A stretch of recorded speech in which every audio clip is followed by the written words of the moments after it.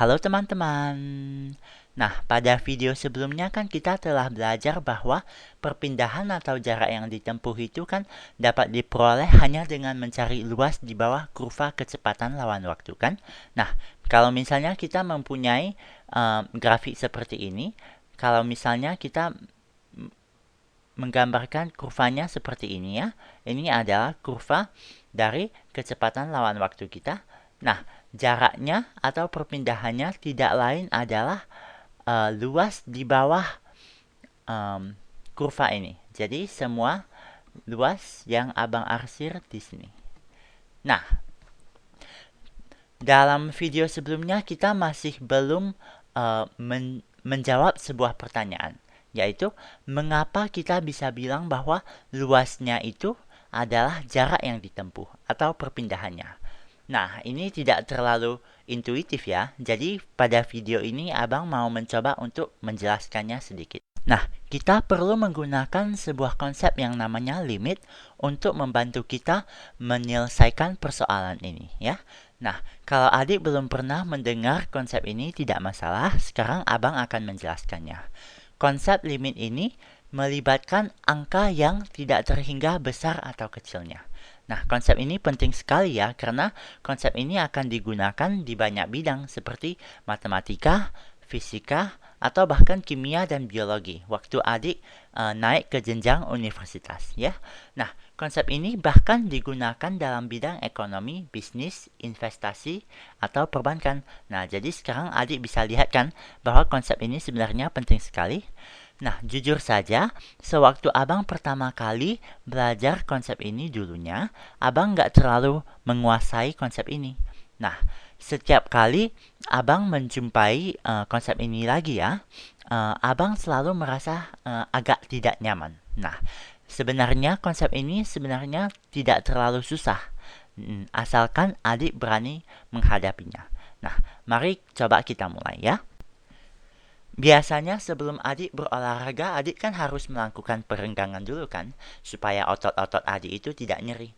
Nah, sekarang kita juga akan melakukan perenggangan otak ya, supaya otak kita nantinya nggak keseleo. Nah, kita melakukannya dengan mencoba memikirkan angka-angka yang besar. Nah, angka-angka ini telah pernah masuk atau mencetak Guinness Book of World Record. Nah, angka-angka ini apa aja?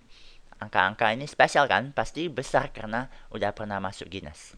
Nah, angka 5. 5 ini adalah jumlah bola tenis yang terbesar yang telah berhasil dimasukkan ke dalam mulut seekor anjing. Nah, ada yang lebih besar lagi gak? Ada dong. 10. Ini adalah rekor umur jutawan termuda dalam sejarah yang dipecahkan oleh Shirley Temple dari Amerika Serikat. 2053. Ini adalah rekor jumlah koleksi badut terbesar yang dicatat oleh Ortrud Kastaun dari Jerman. Nah, yang lebih besar lagi, 275 juta. Ini adalah rekor jumlah album terbanyak yang terjual. Ini dicatat oleh Madonna. Nah, kalau menurut adik, semua angka ini besar karena telah masuk dalam Guinness. Ternyata ada angka-angka lain yang lebih besar lagi. Nah, angka-angka ini apa aja? Ini adalah misalnya 7 miliar. 7 miliar itu adalah jumlah penduduk di dunia sekarang. Nah, ini angkanya besar kan? Tapi ternyata ada yang lebih besar lagi. 3,5 triliun ini adalah jumlah populasi ikan yang ikan di dunia, ya. Yang lebih besar lagi, 5 kali 10 pangkat 30. Wah, ini besar kali kan? Ini adalah jumlah sel bakteri di atas permukaan bumi. Nah, yang lebih besar lagi, 8 kali 10 pangkat 67. Ini adalah jumlah cara untuk mengurutkan 52 kartu poker. Ini adalah jumlah permutasi dari kartu 52 kartu poker. Nah, kalau adik pikir ini adalah jumlah yang besar, pasti ada angka-angka lain yang lebih besar lagi, ya kan? Nah, jadi dari sini kita bisa lihat bahwa sebesar-besarnya kita mencoba membayangkan sebuah angka, pasti ada angka lain yang lebih besar lagi. Nah, bagaimana dengan angka yang besarnya tak terhingga? Nah, ini apa maksudnya? Nah, angka ini sudah barang tentu kan lebih besar dari semua angka yang telah kita sebut, ya, bahkan jauh lebih besar. Nah, jadi untuk setiap angka yang dapat adik bayangkan, angka besar tak terhingga itu akan lebih besar. Nah, ini kan membuat orang gemes kan? Soalnya bagaimanapun kita mencoba untuk mengejar angka ini kita nggak akan bakal bisa menangkapnya karena angka ini akan selalu lebih besar dari apapun yang kita bayangkan.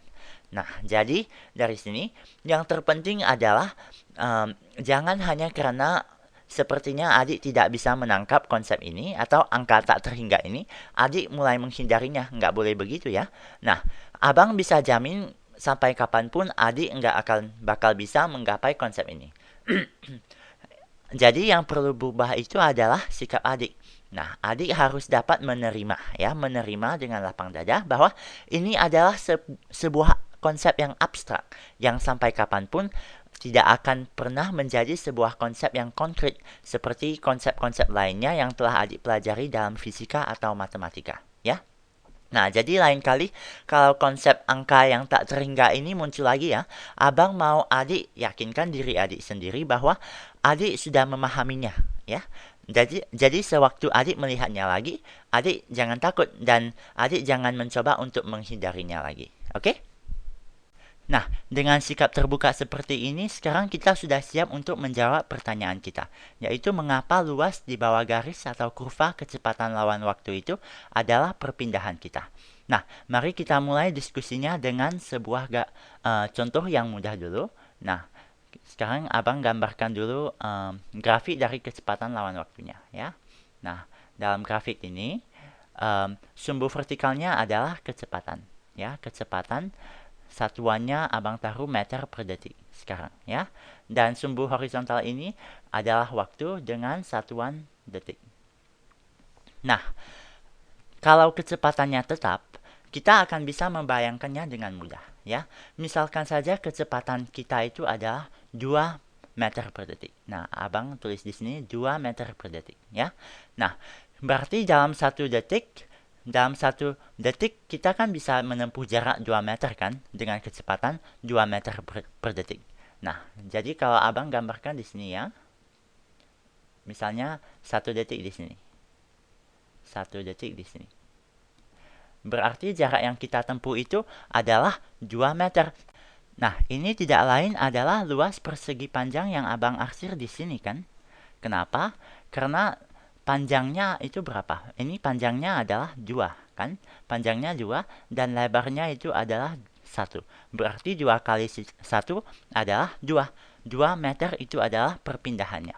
Nah, bagaimana kalau misalnya saja sekarang kita mau mencari perpindahannya dalam 2 detik. Nah, kalau dalam 2 detik berarti kita bisa menarik garisnya ke detik kedua. Ya, ke detik kedua seperti ini. Ya. Nah, ini berarti apa? Ini berarti sekarang panjangnya kan 2 dan lebarnya juga 2.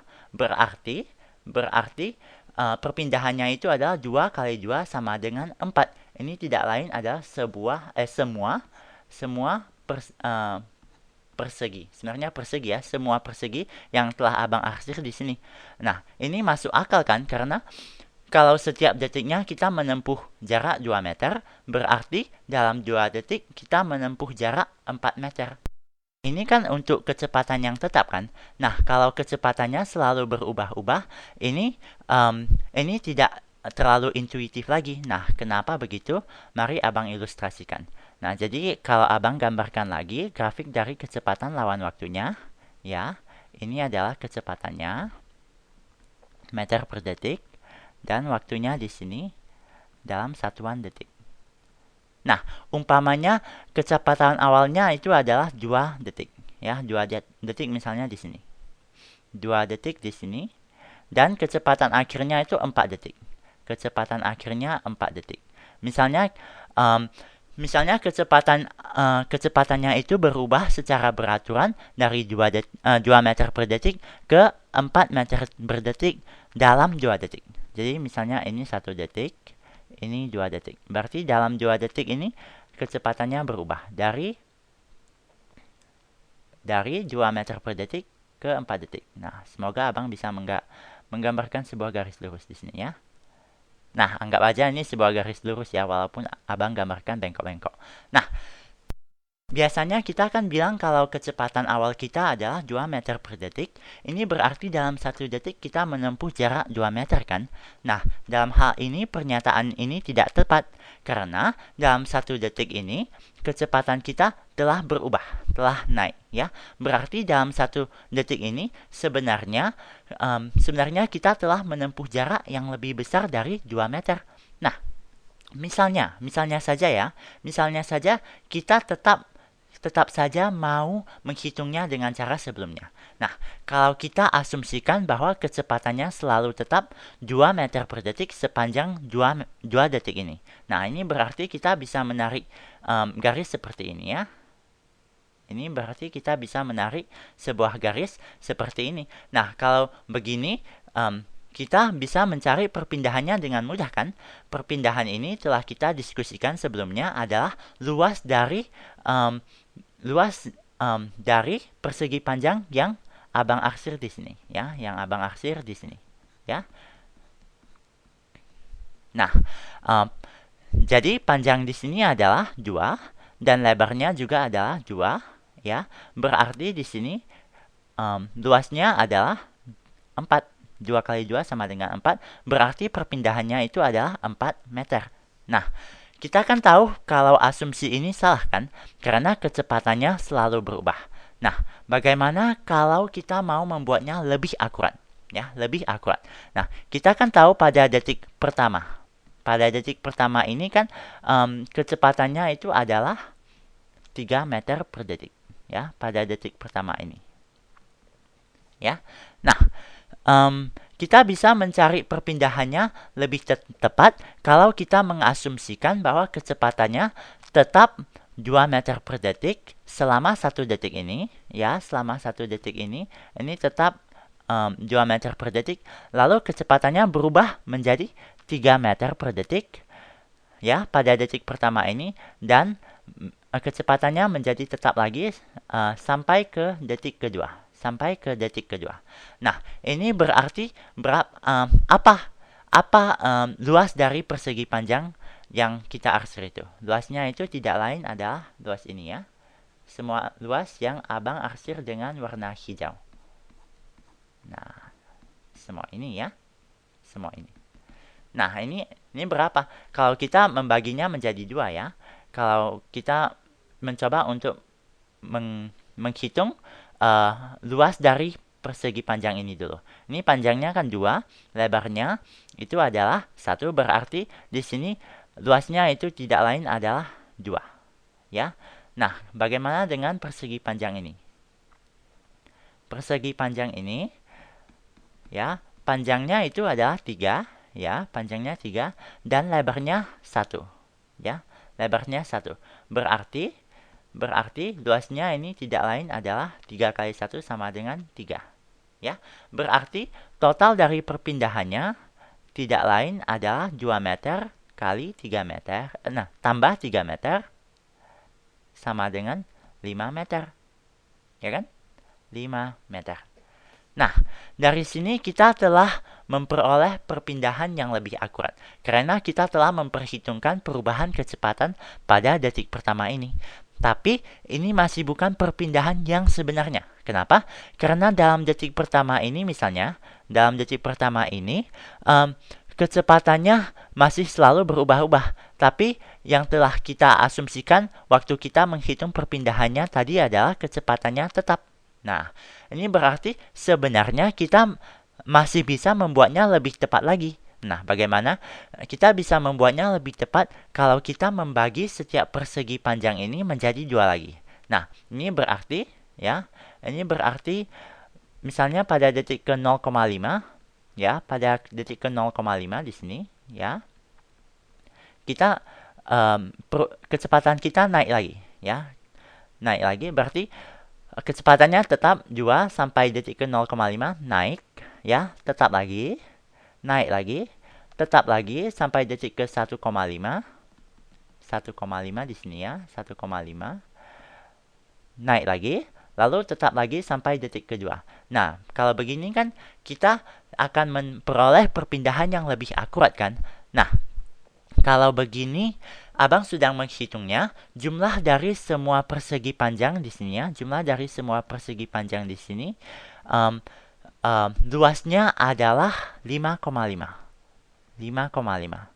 Nah, ini berarti perpindahannya itu adalah 5,5 meter. Nah, Abang sudah buat sebuah program untuk menghitung perpindahannya ini supaya kita dapat memvisualisasikan semua luas ini. Nah, kalau misalnya kita mempunyai hanya dua persegi panjang ya, dua persegi panjang, gambarnya atau grafiknya akan terlihat seperti ini. Nah, grafiknya akan terlihat seperti ini, di mana kita mempunyai kecepatan awal 2, dan kecepatan akhirnya itu adalah 4, dan kita mempunyai selang waktu 2 detik. Nah, kalau kita membaginya menjadi dua persegi panjang di sini ya, N ini sama dengan 2, berarti 2 persegi panjang. Nah, perpindahannya telah Abang hitung, ini adalah 5 meter. Nah, kalau kita membaginya menjadi 4 persegi panjang, ya, hasilnya adalah perpindahan yang kita peroleh adalah 5,5 meter. Nah, bagaimana kalau kita misalnya menggantinya menjadi 10 persegi panjang. Nah, kalau kita mempunyai 10 persegi panjang seperti ini ya, perpindahannya menjadi 5,8 meter. Ya, 5,8 meter. Bagaimana kalau kita menambah lagi jumlah dari persegi panjangnya. Misalnya kita menambah menjadi 20 persegi panjang. Nah, grafiknya seperti ini. Perpindahan kita adalah 5,9 meter. Nah, kalau kita naikkan lagi ya ke 50, hasilnya adalah 5,96 meter. Nah, di sini kita sudah lihat bahwa ini hampir merupakan luas dari trapesium di sini kan. Kalau kita zoom masuk, kita melihat, nah, sebenarnya ini semua adalah jumlah dari semua persegi panjang yang kecil ini. Tapi kalau kita zoom keluar, kita hampir nggak akan bisa melihatnya kan, karena kita mempunyai terlalu banyak persegi panjang. Nah, bagaimana kalau kita mempunyai 100 persegi panjang? Nah, grafiknya akan terlihat seperti ini. Nah, di sini wah, kelihatannya hampir seperti trapesium kan? Nah, kalau kita zoom masuk, sebenarnya kita masih bisa melihat bahwa ini terdiri dari banyak persegi panjang kecil. Tapi saking banyaknya, kalau kita zoom keluar, kita nggak bisa lihat lagi. Kita melihat ini sebagai sebuah trapesium. Nah, dari sini adik bisa lihat bahwa semakin banyak persegi panjang yang kita masukkan, luas yang diarsir itu semakin mendekati luas trapesium di bawah garis ini, ya kan? Nah, dengan 100 persegi panjang saja, kita sudah melihatnya seakan-akan yang diarsir itu adalah sebuah trapesium. Apalagi kalau kita mencoba memasukkan 275 juta, ataupun 7 miliar, ataupun 8 kali 10 pangkat 67 persegi panjang.